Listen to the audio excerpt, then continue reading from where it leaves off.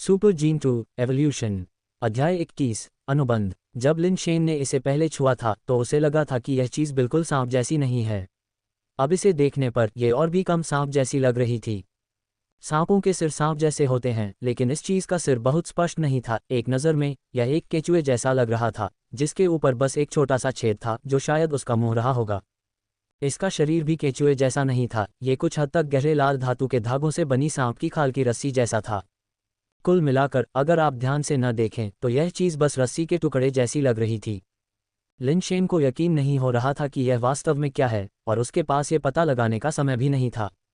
लिन Shane के जागने का आभास होते ही प्राणी का शरीर अचानक फूल गया और उसका मूल रूप से लगभग 3 सेंटीमीटर मोटा शरीर एक पल में बाल्टी की मोटाई तक फूल गया। पहले सुई जैसा मुंह भी फैल गया, जो इतना बड़ा हो गया कि आसानी से एक मानव सिर को निगल सकता था। मुंह के अंदर खून के रंग के क्रिस्टल के दांत के छल्ले थे जो घी की तरह दिखते थे, धीरे धीरे उसके शरीर के अंदर घूम रहे थे, एक मंद फिर चमकदार रक्त प्रकाश के साथ टिमटिमा रहे थे, जैसे कि एक ब्लड क्रिस्टल क्रश चालू हो रहा हो।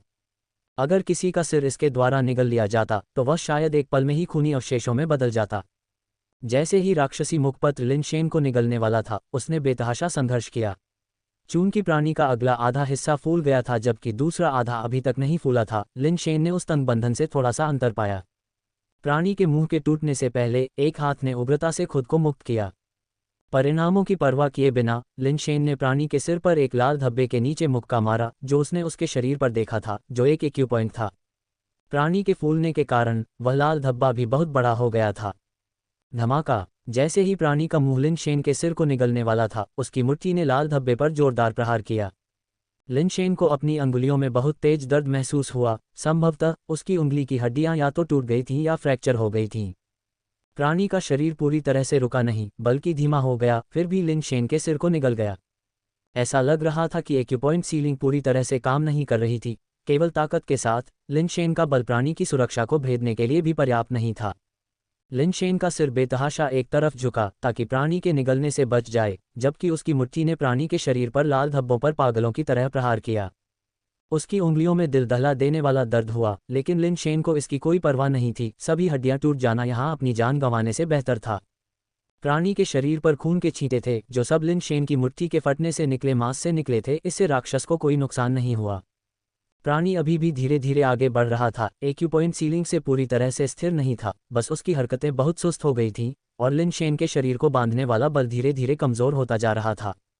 लिन शेन का दूसरा हाथ आखिरकार आज़ाद हो गया, प्राणी के फूले हुए सामने के हिस्से पर जोर दिया और उसके शरीर को बाहर खींच लिया। इस बिंदु पर लिन शेन ने पहले जिस हाथ का इस्तेमाल किया था वह अब मुट्ठी भी नहीं बना पा रहा था। उंगलियां अस्वाभाविक रूप से मुड़ी हुई थीं, फटा हुआ मांस धुंधला हो गया था जिससे लगातार खून बह रहा था। प्राणी का शरीर भी हिंसक रूप से हिल रहा था, प्रत्येक झटके के साथ वह हरकतों में ऐंठ रहा था जैसे कि एक्यूपॉइंट सीलिंग की बाधाओं से मुक्त होने वाला हो।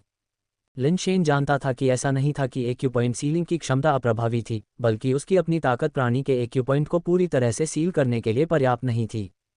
ऐसा लग रहा था जैसे किसी ने कवच पहन रखा हो। एक्यूपॉइंट कहाँ है ये जानना एक बात थी, लेकिन अपनी ताकत से कवच को भेदने में सक्षम न होने का मतलब था कि इसके जरिए एक्यूपॉइंट को प्रभावित करने का कोई तरीका नहीं था। जीव में झटका पहुंचाने और कुछ प्रभाव डालने की क्षमता पहले से ही किस्मत का खेल थी।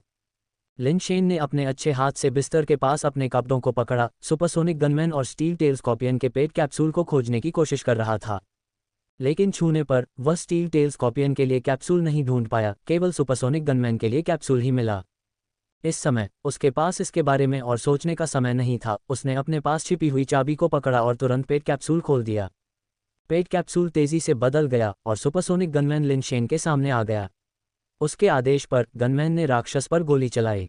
लाल धब्बे पर लगी गोली वास्तव में विक्षेपित हो गई, एक तरफ खिसक गई और केवल एक हल्का सफेद निशान छोड़ गई। राक्षस का शरीर और भी तेजी से हिलने लगा।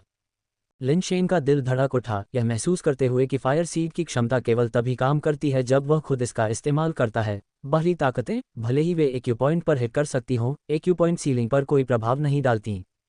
इससे यह और भी साबित हुआ कि फायर सीड की शक्ति वास्तव में अवैज्ञानिक थी। सुपरसोनिक गनमैन ने राक्षस के शरीर के अन्य हिस्सों पर गोली चलाई, लेकिन परिणाम और भी बुरे थे। लाल धब्बे पर गोली लगने से निशान नहीं रह जाता, जबकि अन्य क्षेत्रों में कोई निशान नहीं रह जाता। राक्षस के मुंह में लगी गोलियां और उसके रक्त क्रिस्टल जैसे दांतेदार दांतों पर लगने से वे टुकड़े टुकड़े हो जाते थे।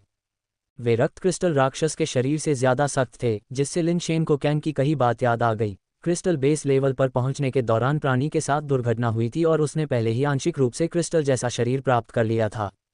जैसे ही राक्षस एक्यूपॉइंट सीलिंग के बंधन से मुक्त होने वाला था, लिन शेन के पास आगे बढ़ने, अपने हाथ पर चादर लपेटने और अपनी बिना चोट वाली मुट्ठी से लाल धब्बे पर मुक्का मारने के अलावा कोई विकल्प नहीं था। कई मुक्कों के बाद उसके हाथ पर चादर से खून के निशान रिसने लगे और राक्षस का शरीर एक बार फिर बेहद सुस्त हो गया, लगभग गतिहीन हो गया। लेकिन लिन शेन जानता था कि यह कोई समाधान नहीं था। अगर वह इसी तरह चलता रहा तो उसके हाथ जल्दी या बाद में खराब हो जाएंगे। एक बार जब राक्षस एक्यूपॉइंट सीलिंग की शक्ति से विवश नहीं रहा, तो न केवल वह, लिन शेन, बल्कि संपूर्ण लिन परिवार की संपत्ति राक्षस द्वारा तबाह कर दी जाएगी। ये क्रिस्टल बेस लेवल की ताकत वाला एक बेस वेरिएंट प्राणी था। अगर उसके तीसरे और चौथे भाई यहाँ होते तो इससे निपटने का कोई तरीका हो सकता था, लेकिन वर्तमान में लिन परिवार में कोई भी ऐसा नहीं था जो इस तरह के बेस वेरिएंट प्राणी से लड़ने में सक्षम हो। मदद के लिए पुकारना मौत की सजा होगी। इस प्रकार शुरू से ही लिन शेन के पास मदद के लिए पुकारने के लिए अलार्म सक्रिय करने का कोई मौका नहीं था, और अब किसी को भी पुकारने की कोई ज़रूरत नहीं थी। उनके घर विशेष रूप से डिज़ाइन किए गए थे, जिनमें मजबूत सुरक्षा और अच्छा ध्वनि इंसुलेशन था। इतने लंबे समय तक चलने वाले हंगामे के बावजूद बाहर किसी ने कुछ नहीं सुना और जांच करने नहीं आया। लिन शेन का पहला विचार भागना था, अपनी उपयोगिता को बनाए रखना ताकि वह भविष्य में फिर से उठ सके। अगर वह अपनी जान गंवा देता तो परिवार की संपत्ति किसी काम की नहीं रह जाती। जब उसने भागने के बारे में सोचा तो लिन शेन का दिल हिल गया। उसे पहले प्राप्त किए गए असीम शक्ति अनुबंध अग्नि बीज की याद आ गई। असीम शक्ति अनुबंध के लिए किसी प्राणी के साथ रक्त वाचा पर हस्ताक्षर करना आवश्यक था, लेकिन इसमें यह निर्दिष्ट नहीं किया गया था कि यह किसी नवजात प्राणी के साथ ही होना चाहिए। हालांकि चूंकि वयस्क प्राणी अब बड़े नहीं होते, इसलिए सामान्य परिस्थितियों में उनके साथ अनुबंध पर हस्ताक्षर करना बेकार है। निश्चित रूप से किसी किशोर के साथ अनुबंध पर हस्ताक्षर करना बेहतर है। फिर भी असीम शक्ति अनुबंध का एक और लाभ था। एक बार जब कोई प्राणी अनुबंध से बंध जाता है तो वह पालतू जानवर जैसा हो जाता है, जो अपने मालिक की आज्ञाओं का उल्लंघन करने में शायद ही सक्षम हो। बेशक यह अनुबंध केवल उस पर खून टपकाकर पूरा नहीं किया गया था, किसी को प्राणी के शरीर पर अपने खून से रक्तवाचा खींचनी थी, और इस प्रक्रिया के दौरान प्राणी विरोध नहीं कर सकता था। अगर वह विरोध करता तो रक्तवाचा विफल हो जाती। यदि विकल्प दिया जाए तो लिन शेन निश्चित रूप से पर्याप्त विकास क्षमता वाले बेस वेरिएंट प्राणी के साथ असीम शक्ति अनुबंध पर हस्ताक्षर करना पसंद करेंगे। अब हालांकि अपने जीवन के लिए, लिन परिवार के सदस्यों और संपत्ति की सुरक्षा के लिए उसे इस प्राणी के साथ असीम शक्ति अनुबंध पर हस्ताक्षर करने का प्रयास करना था। बेशक एक लाभ भी था, प्राणी उच्च स्तर का था। भले ही यह उसकी ताकत बढ़ाने में मदद न करे, लेकिन यह एक शक्तिशाली पालतू जानवर होगा और लौकी पर्वत की यात्रा के लिए एक महत्वपूर्ण सहायता होगी। जहां तक प्राणी के इच्छुक होने या विरोध करने का सवाल है, लिन शेन का उसकी सहमति मांगने का कोई इरादा नहीं था। उसने एक्यूपॉइंट सीलिंग के साथ उसके शरीर को जबरन नियंत्रित करने और असीम शक्ति अनुबंध को पूरा करने की योजना बनाई। इस निष्कर्ष पर पहुंचने के बाद लिन शेन ने अब और संकोच नहीं किया। अपनी उंगलियों की हड्डियों से आने वाले तीव्र दर्द को झेलते हुए उसने राक्षस के लाल धब्बे पर एक बार फिर मुक्का मारा। एक हाथ से असीम शक्ति अनुबंध को सक्रिय करते हुए उसने कांपते हुए प्राणी पर रक्तवाचा खींचना शुरू कर दिया। उसका हाथ पहले से ही खून से लथपथ था, यहाँ तक कि उसने अपनी उंगली काटने का कदम भी छोड़ दिया। अजीब बात यह है कि एक बार जब असीम शक्ति अनुबंध सक्रिय हो गया तो लिन शेन का खून जब उस प्राणी की त्वचा को छूता था जो स्टील से भी सख्त थी, तो ऐसा लगता था कि मांस पर दाग लगाने वाला लोहा उसमें जल रहा था। एक्यूपॉइंट सीलिंग के बलपूर्वक नियंत्रण के तहत भी लिन शेन अभी भी प्राणी के शरीर को स्पष्ट रूप से हिलते हुए देख सकता था, जैसे कि वह जल रहा हो। दुर्भाग्य से राक्षस के लिए वह लिन शेन के अथक प्रहार के नीचे 1 इंच भी नहीं हिल सका, जिससे रक्तवाचा के निर्माण को बाधित करने की कोई गुंजाइश नहीं बची। जब लिन शेन का हाथ लाल धब्बे पर प्रहार करने से लगभग सुन्न हो गया था, तब रक्तवाचा आखिरकार पूरी हो गई। जिस क्षण रक्तवाचा समाप्त हुई, मूल रूप से मंद रक्त पैटर्न अचानक मैग्मा जैसी चमक में बदल गए।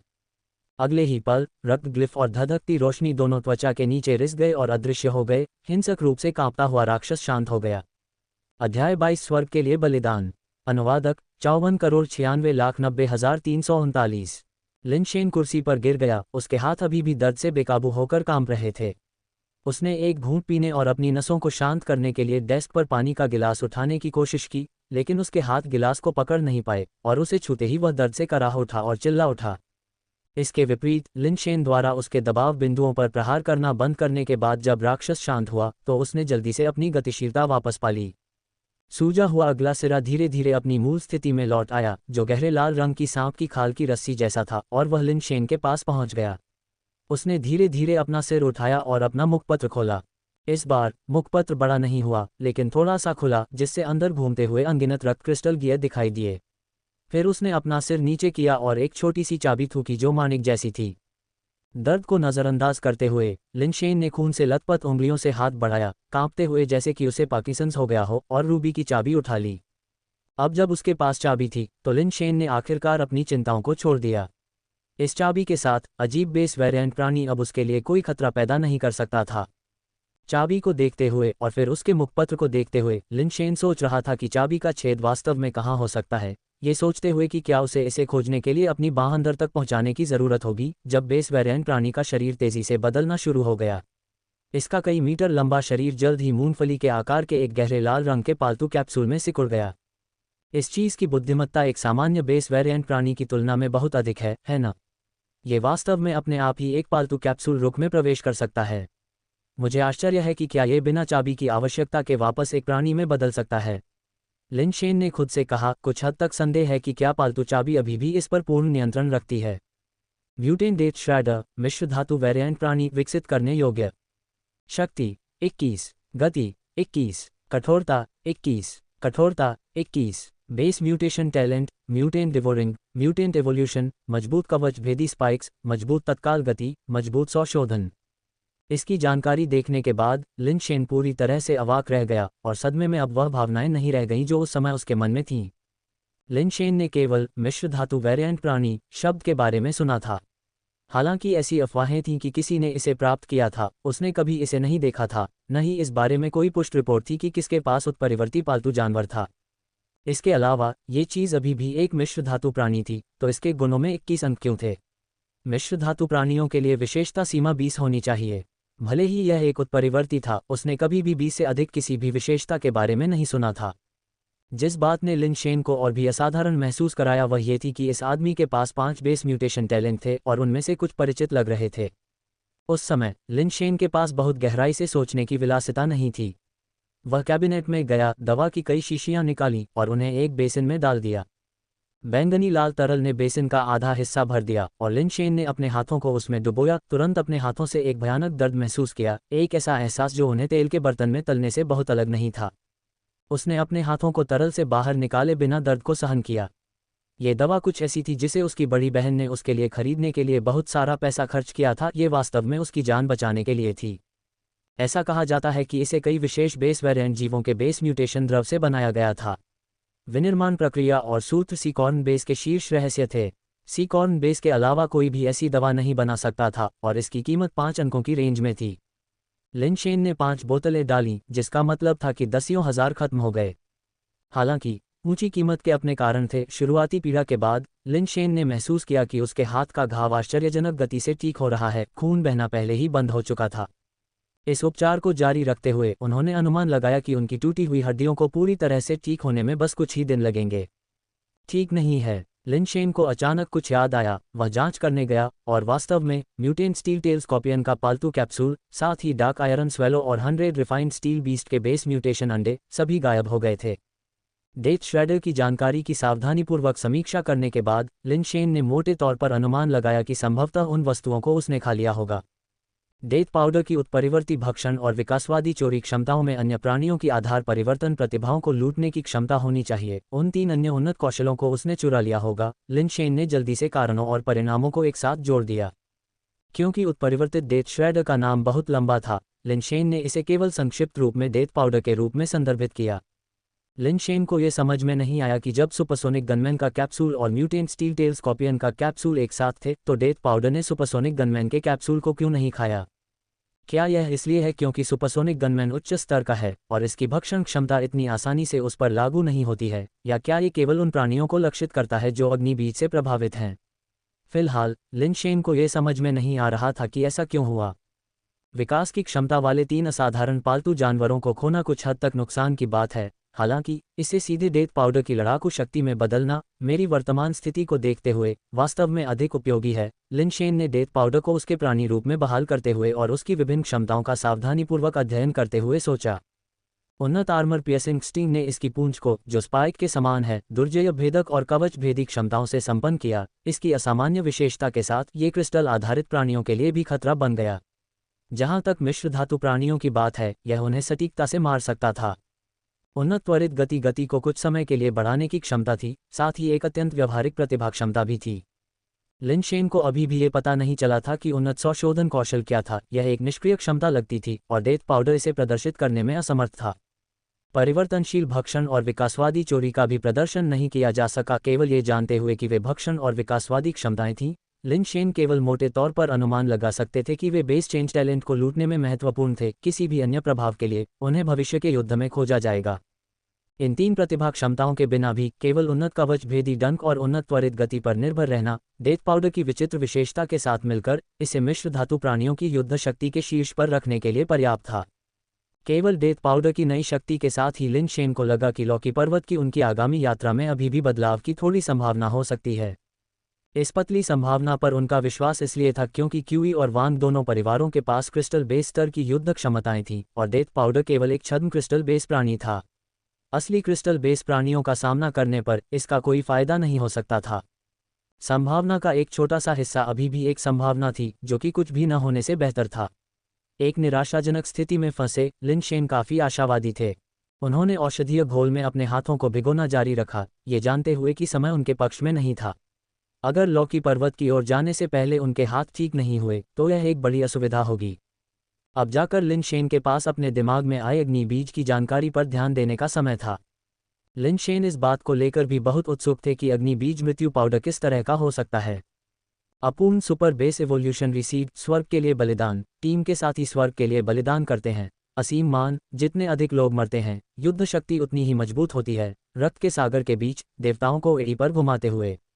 एक पल के लिए लिन शेन का मुंह खुला रह गया, प्रतिक्रिया करने में असमर्थ। अध्याय 23 पुष्पपथ। अनुवादक 54,90,90,339। तो असफल अग्नि बीजों के अलावा अपूर्ण भी हैं। यदि अपूर्ण अग्नि बीज हैं तो क्या पूर्ण अग्नि बीज भी हो सकते हैं? और वास्तव में इस स्वर्ग के लिए बलिदान का क्या अर्थ है? निश्चित रूप से ऐसा नहीं हो सकता कि मेरी शक्ति को बढ़ाने के लिए मेरे सभी साथियों को मरना पड़े। ये बहुत बड़ा नुकसान होगा। और वास्तव में टीम के साथी को कैसे परिभाषित किया जाना चाहिए? यदि मैं जिसे भी टीम का साथी मानता हूं वह टीम का साथी है, तो क्या मैं दुश्मनों को टीम का साथी मान सकता हूं? एक दुश्मन साथी को मार डालो और एक अंक से मजबूत हो जाओ, लिन शेन ने लालच से सोचा। उसने कुछ समय तक इसका अध्ययन किया, लेकिन ये पता नहीं लगा सका कि स्वर्ग के लिए बलिदान का उपयोग कैसे किया जाए। यह ऐसी क्षमता नहीं लगती थी जिसका वह सक्रिय रूप से उपयोग कर सके। वह केवल तभी प्रभावों को जान पाएगा जब वे बाद में खेल में आएगा। शेष समय के लिए लिन शेन ठीक होने के लिए घर पर रहे। उम्मीद है कि प्रस्थान से पहले उनके हाथ ठीक हो जाएंगे। हर 12 घंटे में उन्हें औषधीय घोल बदलना पड़ता था। हर बार अपने हाथों को पूरी तरह से भिगोने के लिए 5 बोतलों की ज़रूरत होती थी, जिसके लिए उन्हें सिर्फ दवा के लिए 6 अंकों की राशि चुकानी पड़ती थी। सौभाग्य से दवाएं वास्तव में प्रभावी थीं। हालांकि वे प्रस्थान से पहले लिन शेन के हाथों को पूरी तरह से ठीक नहीं कर पाईं, लेकिन कोई बड़ी समस्या नहीं रह गई थी। वह बिना किसी समस्या के भारी वस्तुओं को उठा सकता था। उच्च तीव्रता वाली लड़ाई अभी भी संभव नहीं थी, क्योंकि उसे डर था कि उसकी पूरी तरह से ठीक नहीं हुई हड्डियां फिर से टूट सकती हैं। लिन शेन अपने साथ दवा लेकर आए थे। इसे समय समय पर लगाते रहे और कुछ दिनों में उन्हें पूरी तरह से ठीक हो जाना चाहिए। उपचार अवधि के दौरान लिन शेन ने डेथ पाउडर को कुछ निम्न स्तरीय बेस म्यूटेशन अंडे खिलाए और उसने उन सभी को स्वीकार कर लिया। लिन शेन द्वारा प्रदान किए गए 20 से 30 स्टील म्यूटेंट अंडे खाए। ये सोचकर कि इतने सारे बेस म्यूटेशन अंडे खाए जाने के बाद उसे एक और प्रतिभा प्रकट करनी चाहिए, फिर भी एक भी फॉल्ट नहीं हुआ। कोई प्रतिभा नहीं और शरीर के आकार में मामूली बदलाव भी नहीं। लिन शेन को आश्चर्य होने लगा कि क्या डेथ पाउडर केवल उन प्राणियों से प्रतिभाएं छीन सकता है जो फायर सीड बेस वेरिएंट प्राणियों को खाते हैं। सहमत प्रस्थान समय तक ये लिन शेन के लिए एक मिश्र धातु स्तर का पालतू कैप्सूल लाया, जिसमें एक सफ़ेद सोने का जानवर था। व्हाइट गोल्ड बीस्ट एक विशेष रूप से दुर्लभ मिश्र धातु पालतू जानवर नहीं था। मुख्य रूप से इसकी गति के लिए प्रशंसा की जाती थी और आमतौर पर एक सवारी के रूप में उपयोग किया जाता था। कई लोगों को व्हाइट गोल्ड बीस्ट को सवारी के रूप में इस्तेमाल करना पसंद था, न केवल उनकी गति के लिए, बल्कि ये जीव अपने बर्फ सफ़ेद शरीर और सिर पर एक सींग के साथ सौंदर्य की दृष्टि से भी आकर्षक थे, जो पौराणिक कथाओं के पवित्र गेंडा जैसा दिखता था, जिससे वे कई सौंदर्य प्रेमियों के लिए पसंदीदा सवारी बन गए। लिन जियांगडोंग खुद एक सौंदर्य प्रेमी थे और उनके पास अपनी सवारी के बीच एक व्हाइट गोल्ड बीस्ट था। लिन शेन के लिए ये ने इस विशेष व्हाइट गोल्ड बीस्ट को खरीदा ताकि वह लिन जियांगडोंग का रूप धारण कर सके। दोनों व्हाइट गोल्ड बीस्ट एक जैसे दिखते थे, फिर भी लिन जियांगडोंग का beast speed top tier mount था, जबकि ये को जो मिला उसकी गति 18.4 थी। हालांकि यह थोड़ा धीमा था, लेकिन यह नकल के लिए पर्याप्त था। एलॉय कारपेस पहने और भूतिया चेहरा लिए हुए व्हाइट बीस्ट को सीधे टकराव के बिना लिन जियांगडोंग के अलावा किसी और के रूप में नहीं पहचाना जा सकता था। जब वे दोनों जाने वाले थे तो वेई वुफू चुपचाप पीछे पीछे चला, एक शब्द भी नहीं बोला, बस चुपचाप लिन शेन के पीछे पीछे चलता रहा। ये ने वेई वुफू की ओर देखा, कुछ कहने ही वाला था, लेकिन लिन शेन ने उसे रोक दिया। तीनों साथ साथ तय की गई बैठक की जगह पर गए। क्यूई और वान परिवार पहले ही आ चुके थे। क्यूई शुहिंग और वांग तियान र ने बाई शेनफेई के साथ चर्चा का नेतृत्व किया। क्या लिन परिवार सिर्फ आप तीनों को भेज रहा है? वांग तियान र ने तीनों को देखकर भौहें सिकुड़ते हुए पूछा। एक लौकी पर्वत के लिए क्या 3 पर्याप्त नहीं है? Lin Shen white gold beast के ऊपर बैठ गया, उसने उतरने का कोई इरादा नहीं दिखाया। वांग तियान र का चेहरा काला पड़ गया, ऐसा लग रहा था कि वह जवाब देने ही वाला था कि क्यूई शुहिंग ने उसे रोकने के लिए एक सार्थक नज़र डाली। क्यूई शुहिंग ने मुस्कुराते हुए कहा, हर परिवार की अपनी स्थिति होती है। इससे कोई फर्क नहीं पड़ता कि कितने लोग जाना चाहते हैं, जब तक कि हर कोई सहयोग करता है। चूंकि सभी यहाँ हैं, तो चलिए चलते हैं। बाई शेनफेई ने वेई वुफू की ओर देखते हुए कहा, जो लिन शेन का पीछा कर रहे थे, और आगे कोई टिप्पणी नहीं करना चुना। उसने एक सफ़ेद पेट कैप्सूल फेंका, जो ज़मीन को छूते ही एक बर्फीले सफ़ेद जैद जैसे प्राणी में बदल गया, जो गाय और ट्राइसेराटॉप्स दोनों जैसा था। भीड़ ने अलग अलग भावों से उसके वाहन को देखा और स्पष्ट रूप से उसे क्रिस्टल आधारित प्राणी के रूप में पहचाना। सीकॉर्न बेस के लोग वाकई असाधारण हैं, यहाँ तक कि उनके घोड़े भी क्रिस्टल बेस लेवल के हैं, लिन शेन ने मन ही मन कहा। जब सभी ने अपने घोड़ों को बुलाया और बेस से एक भव्य और शक्तिशाली जुलूस के साथ अपनी यात्रा पर निकल पड़े, तो कोई और शब्द नहीं बोले। लिन शेन ने उत्सुकता से अपने आसपास का निरीक्षण किया। जब से वह पैदा हुआ था, तब से उसने बेस को जितनी बार छोड़ा है, उसे एक हाथ की उंगलियों पर गिना जा सकता है। बाहर की दुनिया अभी भी उसके लिए बहुत अनोखी और दिलचस्प थी।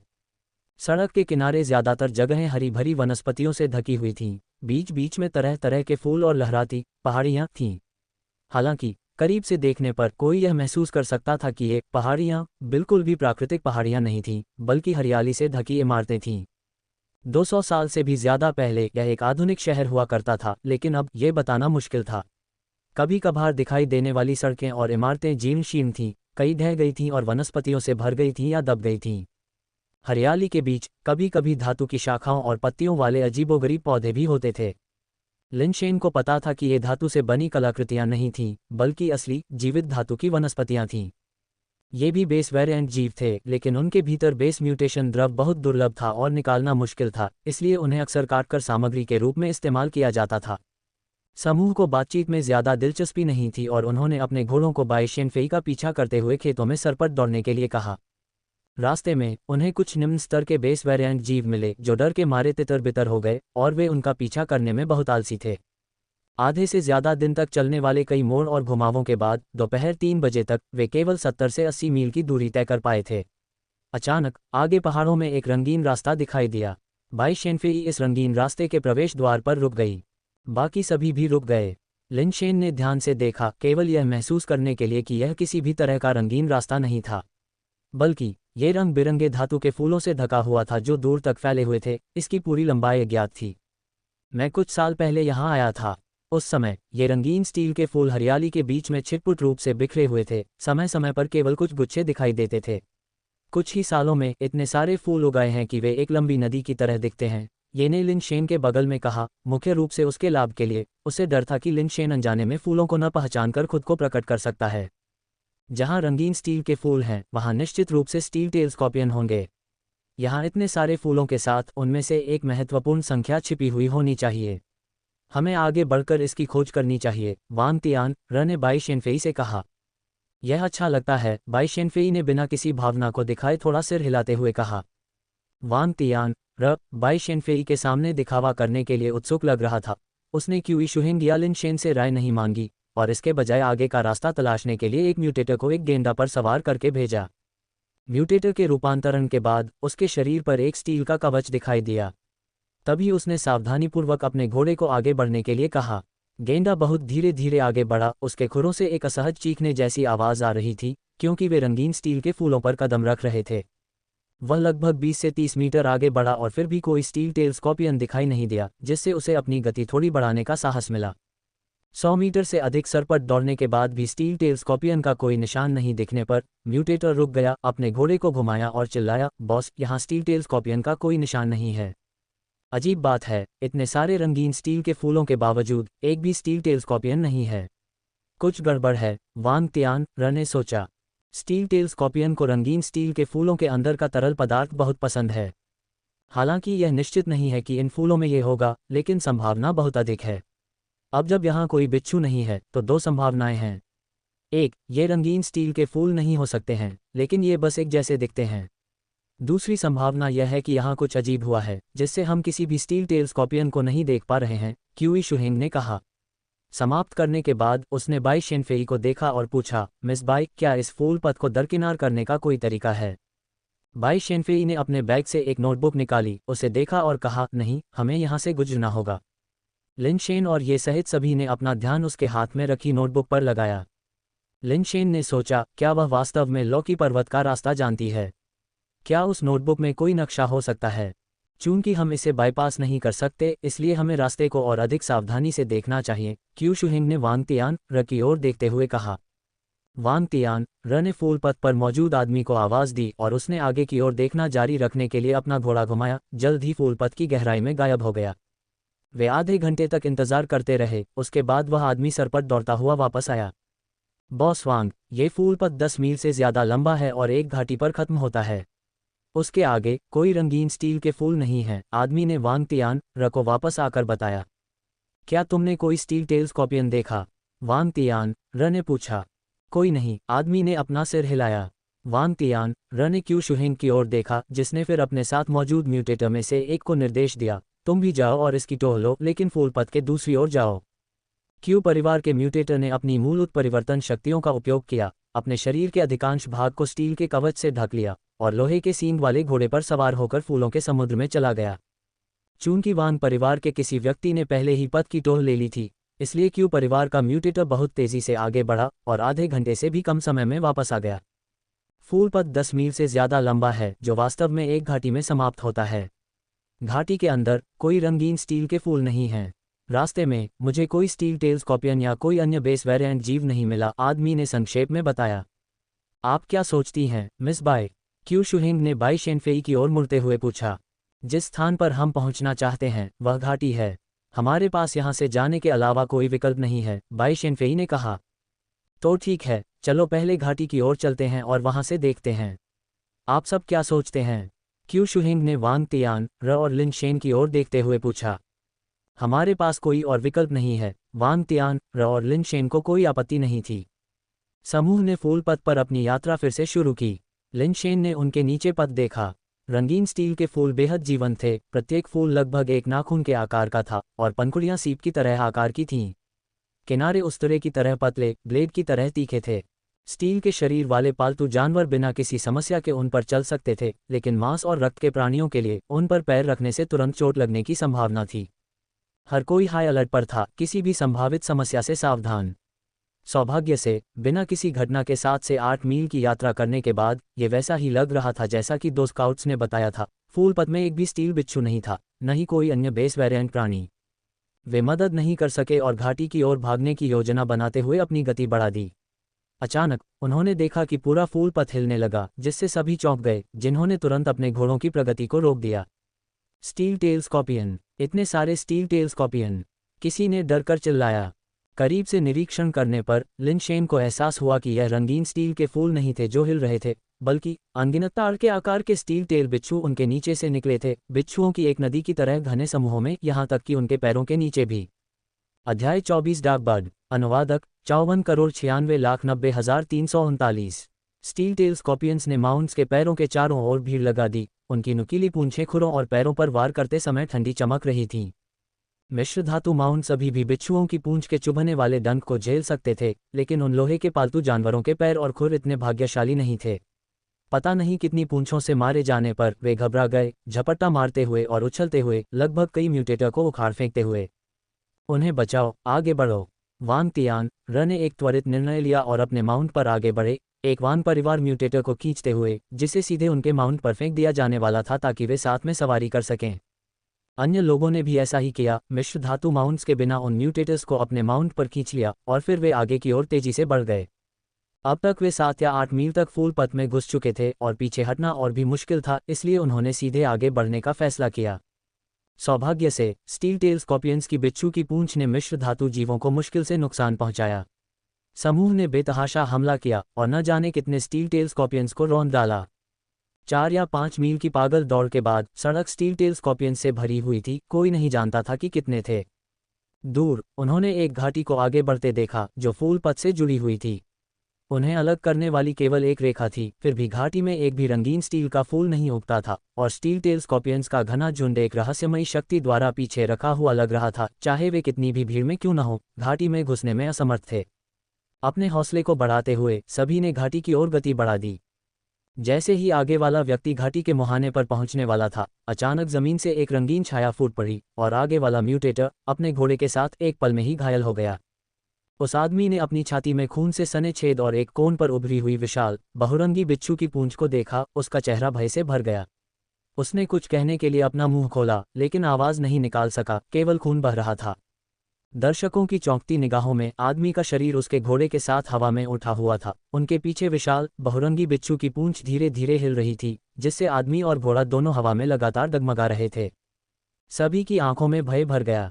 वह म्यूटेटर और उसका घोड़ा मिश्र धातु स्तर के थे, फिर भी वे इतनी आसानी से छेदे जा सकते थे। उस बिच्छू की पूंछ की कठोरता आश्चर्यजनक थी।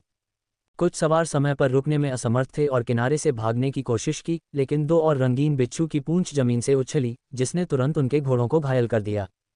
सौभाग्य से इन 2 मिश्र धातु म्यूटेटर ने तुरंत प्रतिक्रिया की। बिच्छुओं की घनी लहर के बीच अपने घोड़ों से कूदकर उतर गए। स्टील टेल स्कॉर्पियन की बिच्छू की पूंछ उनके शरीर से लगातार टकरा रही थी, लेकिन सौभाग्य से वे उनके मिश्र धातु के कवच को भेदने के लिए पर्याप्त नहीं थीं। स्टील टेल स्कॉर्पियंस को खुद से दूर करने के बाद दोनों ने तेजी से छलांग लगाए और उनकी सहायता के लिए आए अन्य म्यूटेटर्स के माउंट पर उतर गए। जमीन फट गई और रंगीन स्टील के फूल सभी दिशाओं में बिखर गए, क्योंकि एक हाथी जितना बड़ा बिच्छू, जिसका रंग बिरंगा शरीर था, जमीन से निकला, जिसकी 3 पूंछें डरावनी तरह से लहरा रही थीं और उसके पीछे लाशें थीं। वह एक मिश्र धातु स्तर का दानव कवच बिच्छू राजा है। नहीं, दानव कवच बिच्छू राजा की केवल एक पूंछ होनी चाहिए, उसके पास 3 कैसे हो सकती हैं? ये ने लिनशेन के सामने कदम रखा और डर के मारे कहा। अपनी 3 पूंछों को जोर से हिलाने के साथ लटकी हुई लाशें तोपखाने के गोले की तरह दूर जा गिरीं, जमीन पर जोर से टकराईं, जिससे एक बड़ा गड्ढा बन गया और तुरंत ही स्टील टेल बिच्छुओं ने उन्हें अपनी चपेट में ले लिया। उनके बचने की कोई संभावना नहीं थी। बिच्छू राजा ने अपनी पूंछ को फिर से घुमाया ताकि अन्य म्यूटेटर्स को छेद सके। एक मिश्र धातु उत्परिवर्ती समय पर चकमा नहीं दे सका और उसे मिश्र धातु से लिपटे अपने हाथ से बिच्छू की पूंछ को रोकना पड़ा। लेकिन बिच्छू की पूंछ के पीछे का बल जबरदस्त था। मिश्र धातु उत्परिवर्ती अपने घोड़े के साथ जमीन पर गिर गया और उसके हाथ के मिश्र धातु कवच पर दरारें दिखाई देने लगीं। ये देखकर अन्य उत्परिवर्ती तेजी से किनारे की ओर भाग गए। 3 भयानक पूंछों वाले दानव कवच बिच्छू राजा ने घाटी के रास्ते को अवरुद्ध कर दिया। किसी ने एक पल के लिए भी आगे बढ़ने की हिम्मत नहीं की। लानत है, मौत को दावत दे रहा है। अपने 2 मिश्र धातु उत्परिवर्तकों को मरते देख वांग तियान ने गुस्से में एक पालतू कैप्सूल फेंका जो एक काले क्रिस्टल जैसा था। पालतू कैप्सूल हवा में एक काले काले क्रिस्टल ग्रेट बर्ड में बदल गया, जिसके पंख 4 या 5 मीटर तक फैले हुए थे और यह काली बिजली के बोल्ट की तरह 3 पूंछ वाले दानव कवच बिच्छू राजा पर टूट पड़ा। 3 पूंछ वाले दानव कवच बिच्छू राजा ने आने वाले काले क्रिस्टल ग्रेट बर्ड पर अपनी भयानक पूंछ घुमाई, केवल ये देखने के लिए कि पक्षी अपने पंजे बढ़ा रहा है। प्रत्येक ने एक पूंछ को पकड़ लिया। तीसरी पूंछ ने पक्षी की छाती पर निशाना साधा, लेकिन अपने सिर के एक झटके से पक्षी ने वास्तव में कठोर बहुरंगी मिश्र धातु बिच्छू की पूंछ को 2 टुकड़ों में तोड़ दिया। पक्षी के भयंकर हुक जैसे पंजे जोर से फट गए और अन्य 2 पूंछ तुरंत टूट गईं।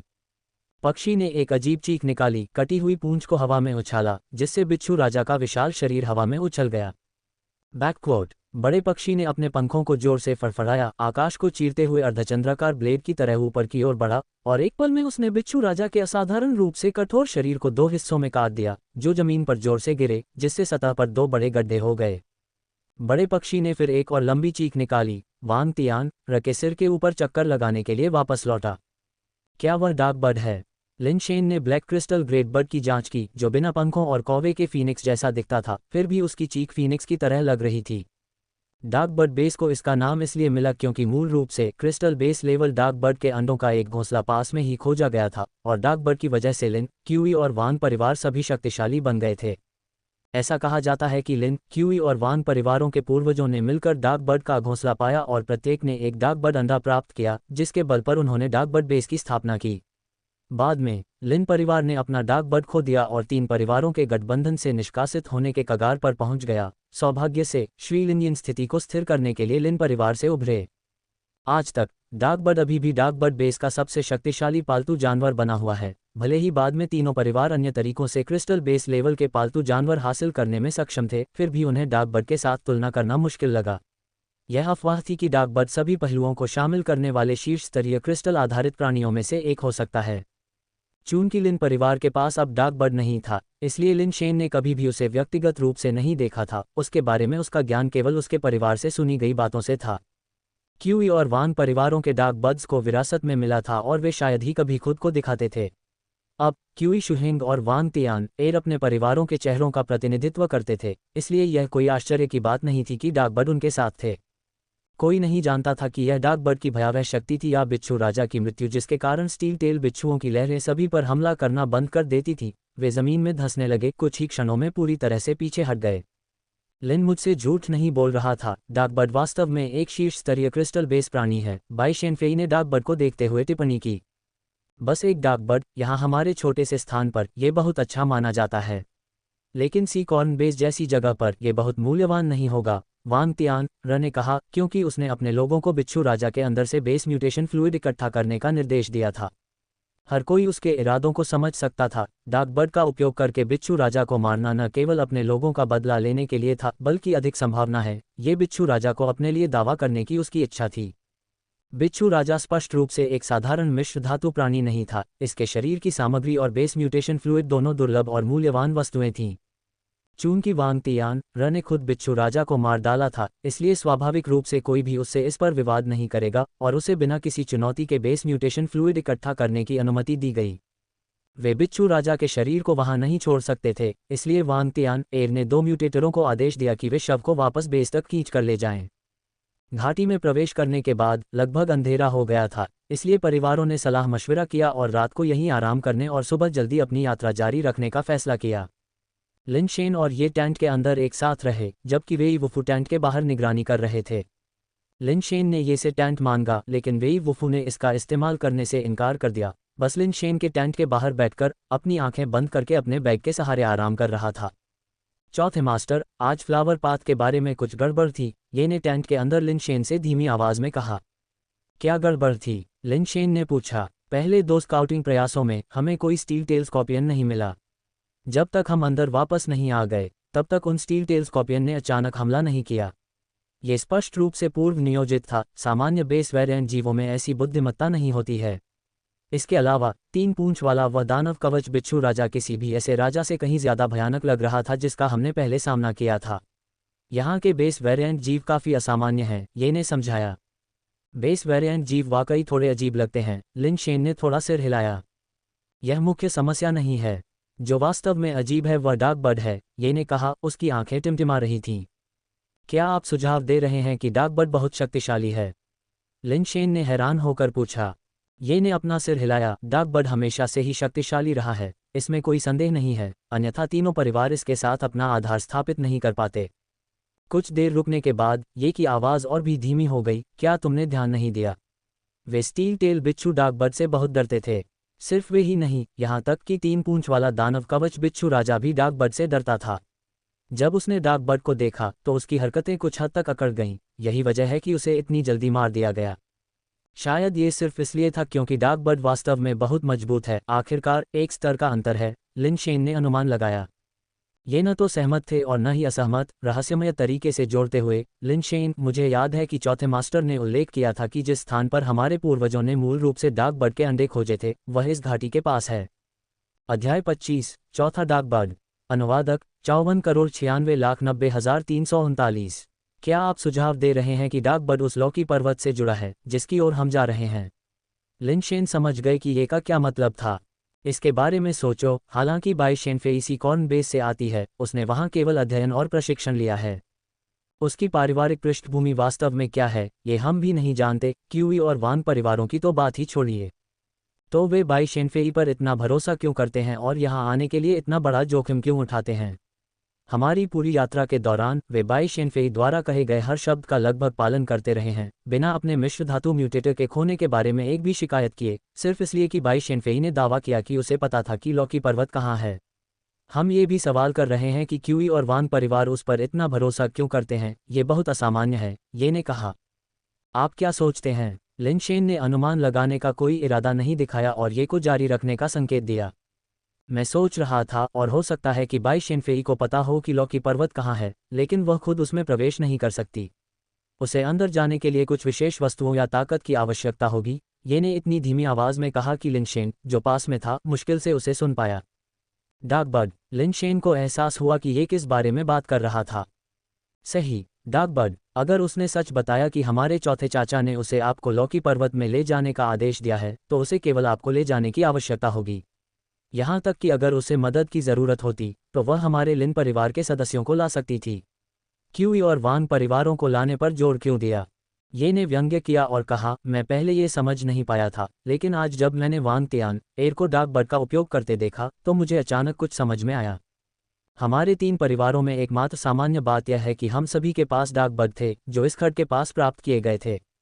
शायद लॉकी पर्वत में प्रवेश करने की कुंजी डार्क बर्ड के पास है।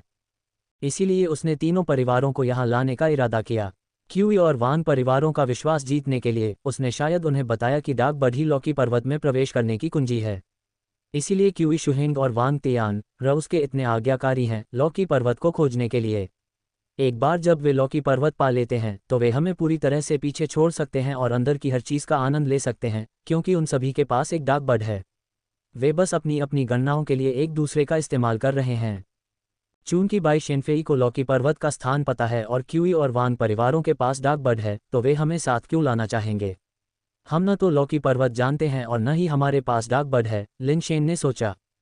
शायद उन्हें डर है कि तीसरे और चौथे बुजुर्ग लॉकी पर्वत के अंदर नहीं मरे और कुछ गलत हो सकता है, इसलिए वे आपको बंधक के रूप में इस्तेमाल कर सकते हैं। ये ने लिन शेन की आंखों में एक जटिल भाव के साथ देखते हुए कहा, इससे पहले कि वह आगे बढ़े, और एक और संभावना हो सकती है। कौन सी संभावना? लिन शेन को लगा कि चूंकि ये उसे उस तरह से देख रहा था, इसलिए वह जो कहने वाला था वह उससे संबंधित होना चाहिए। उन्हें संदेह हो सकता है कि आपके पास डार्क बर्ड है, ये ने कहा। उसकी नज़र लिन शेन पर टिकी हुई थी, धीरे धीरे और जानबूझकर बोल रहा था। लिन शेन चौंक गया, मेरे पास डार्क बर्ड कैसे हो सकता है? ये तो बताने की ज़रूरत नहीं है कि लिन परिवार का डार्क बर्ड पालतू जानवर बहुत समय पहले खो गया था। अगर ऐसा नहीं भी था, तो भी इसे मेरे दूसरे भाई को दे दिया जाना चाहिए था। अगर वह योग्य था, तो यह मेरे तीसरे या चौथे भाई को मिलना चाहिए था, मुझे नहीं। ये सच है कि लिन परिवार का डार्क बर्ड खो गया था, लेकिन इसका मतलब यह नहीं है कि लिन परिवार के पास डार्क बर्ड नहीं है, ये ने धीमी आवाज़ में कहा। तुम्हारे शब्द बहुत अजीब हैं। अगर यह पहले ही खो गया है, तो यह निश्चित रूप से चला गया है। लिन शेन ने ये पर अपनी नज़रें गड़ा दी। ये समझ में नहीं आया कि वह क्या कहना चाह रहा था। श्री लिन शेन, शायद आपको इस बारे में पता न हो, लेकिन उस समय मिले डार्क बर्ड अंडे 3 नहीं बल्कि 4 थे। क्यूई और वान परिवारों के पूर्वजों को एक एक डार्क बर्ड अंडा मिला था, जबकि लिन परिवार के पूर्वज को 2 डार्क बर्ड अंडे मिले थे, ये ने कहा। क्या? लिन शेन को इस पर यकीन नहीं हुआ और उसकी आंखें सदमे में चौड़ी हो गईं। उसकी आवाज़ अनजाने में एक पायदान ऊपर उठ गई। ये ने जल्दी से लिन शेन के मुंह पर अपना हाथ रख दिया। अपनी आवाज़ कम रखो, दीवारों के कान होते हैं। मैंने कभी नहीं सुना कि हमारे लिन परिवार को 2 डार्क बर्ड अंडे मिले हैं। ये द्वारा अपना हाथ छोड़ने के बाद लिन शेन ने फिर से अपनी आवाज़ कम कर ली। मैंने इसके बारे में पहले भी पुराने मास्टर से सुना था। एक बार पुराने मास्टर ने कैंग यू और मुझे अपने साथ पीने के लिए कहा। उत्साह के एक पल में उन्होंने किसी तरह डार्क बर्ड्स का विषय उठाया, ये ने याद दिलाया। पुराने मास्टर ने कहा कि पूर्वज लिन ने डार्क बर्ड घोंसले की खोज की थी और डार्क बर्ड्स को प्राप्त करने में सबसे अधिक प्रयास किया था। इसलिए जब यह पाया गया कि घोंसले में कुल 4 डार्क बर्ड अंडे थे, तो क्यूई और वान परिवारों ने प्रत्येक ने एक ले लिया और लिन पूर्वज ने अपने लिए 2 ले लिए। फिर मैंने कभी यह क्यों नहीं सुना कि हमारे परिवार में 2 डार्क बर्ड्स हैं। मुझे मत बताओ कि दोनों डार्क बर्ड्स एक साथ गायब हो गए थे। लिन शेन ने संदेह से पूछा। नहीं, केवल एक डार्क बर्ड गायब हो गया था। दूसरा अंडा लिन पूर्वज द्वारा वापस लाए जाने के बाद फिर कभी नहीं देखा गया, क्योंकि लिन पूर्वज ने कहा कि यह सफलतापूर्वक नहीं फूटा और एक मृत अंडा बन गया। लिन शेन क्षण भर के लिए स्तब्ध रह गए। फिर हमारे लिन पूर्वज वास्तव में बुरी किस्मत वाले थे। 4 डार्क बर्ड अंडों में से 3 डार्क बर्ड्स में बदल गए और केवल एक ही मृत अंडा बन गया। आप भी इस पर विश्वास नहीं करते हैं ना? क्यूई और वान परिवारों ने भी इस पर बिल्कुल विश्वास नहीं किया। उन्हें हमेशा संदेह था कि लिन परिवार का दूसरा डार्क बर्ड अंडा एक मृत अंडा नहीं था, बल्कि एक गुप्त हथियार के रूप में छिपा हुआ था। यही कारण है कि लिन परिवार के सबसे कठिन समय के दौरान भी क्यूई और वान परिवारों ने लिन परिवार को पूरी तरह से नष्ट नहीं किया। उन्हें डर था कि लिन परिवार के पास अभी भी एक और डार्क बर्ड छिपा हुआ है, जिससे श्री लिन ज़ोंगजेंग को आगे बढ़ने और लिन परिवार की वर्तमान स्थिति को सुरक्षित करने का अवसर मिला, ये ने कहा। अपनी यादों को जारी रखते हुए ये ने कहा, उस दौरान क्यूई और वान परिवार लगातार लिन परिवार की जांच कर रहे थे, ये पता लगाना चाहते थे कि क्या लिन परिवार एक और डार्क बर्ड छिपा रहा है। यदि नहीं, तो लिन परिवार के लिए सबसे अच्छा परिणाम डार्क बर्ड बेस में सभी हितों को खोना था और ये परिवार के बर्बाद होने का कारण भी बन सकता था। हालांकि उन्हें उम्मीद नहीं थी कि श्री लिन ज़ोंगजेंग इतने दुर्जय होंगे।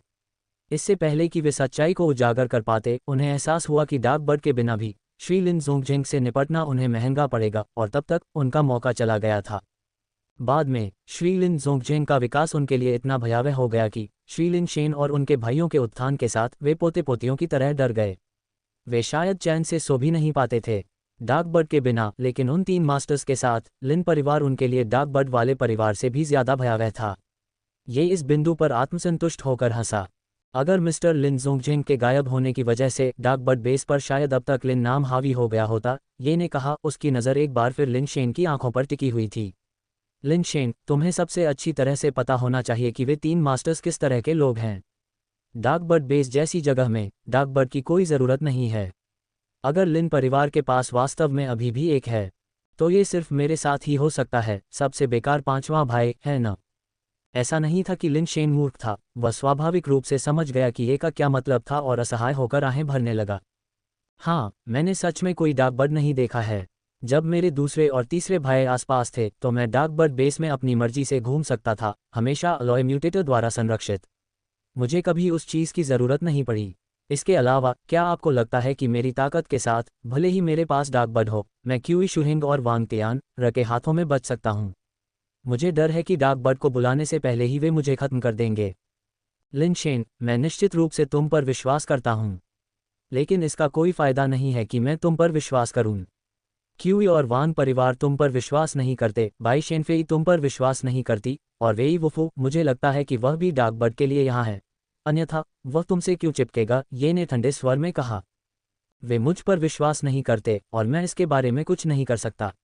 मेरे पास वास्तव में यह नहीं है। लिन शेन ने एक पल के लिए सोचा और फिर कहा, इसके अलावा चाहे डार्क बर्ड कितना भी शक्तिशाली क्यों न हो, यह सिर्फ एक क्रिस्टल आधारित प्राणी है। क्या ये वास्तव में इतना उपयोगी है, यह अभी भी बहस का विषय है। ये और कुछ कहना चाहता था, लेकिन बाहर से शोरगुल और उसके बाद चीख पुकार ने उसे रोक दिया। दोनों के दिलों में ठंडक महसूस हुई और वे जल्दी से तंबू से बाहर निकल आए, ये देखने के लिए कि क्या हो रहा है। वुफू, जो तंबू के बाहर पहरा दे रहा था, पहले ही उठ खड़ा हुआ था, रात के आसमान को देख रहा था, और शिविर में मौजूद अन्य लोगों ने भी ऐसा ही किया। उनमें से प्रत्येक ने ऊपर की ओर देखा। लिन शेन ने उस दिशा में देखा जिस दिशा में बाकी सभी देख रहे थे, और आश्चर्य में चिल्लाने से खुद को रोक नहीं सका, आह!